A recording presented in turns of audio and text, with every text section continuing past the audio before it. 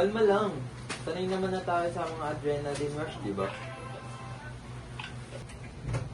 Hoy, huwag ganyan. Wala na akong oras magabol pa ng lahat ng output. Lalo na to, project pa. Okay, listen. May ginawa akong formula para maayos natin yung oras.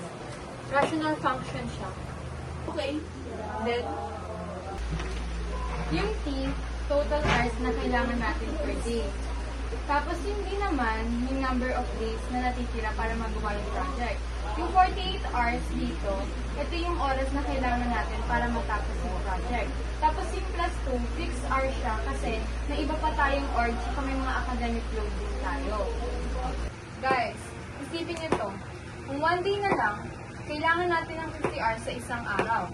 Eh di wala na tayong tulog nun. Zombie mode na. Oo. Dami kasing pinapagawa, dami nilang alam, nakakabili. Kung 3 days na lang, kailangan pa rin natin ng 18 hours para matapos yung project. Eh di ganun din, magdamagan pa rin tayo. Pero kung meron pa tayong 6 days left, mga 10 hours per day lang yung magagawa natin.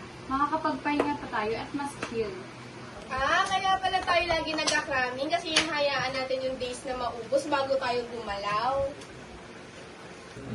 Oo nga, no? Kung mas maaga tayo gumalaw, mas kaunti yung daily workload. Fine. Simulan na natin ngayon. Pero mag-wait muna tayo. Milky treat ko. Yan ang time management. May work at may busy.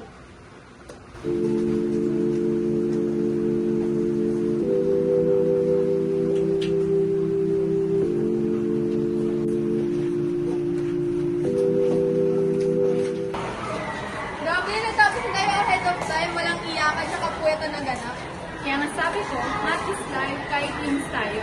At milky is love.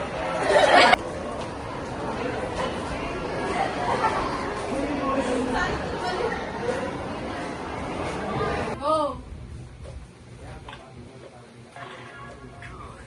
Go! Hello? Hoy, huwag ganyan.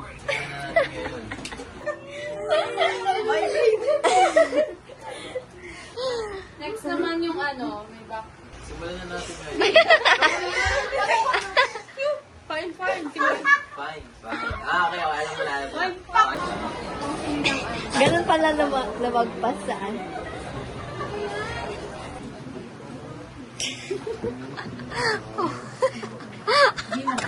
One, two, three, go. Na ba kayo?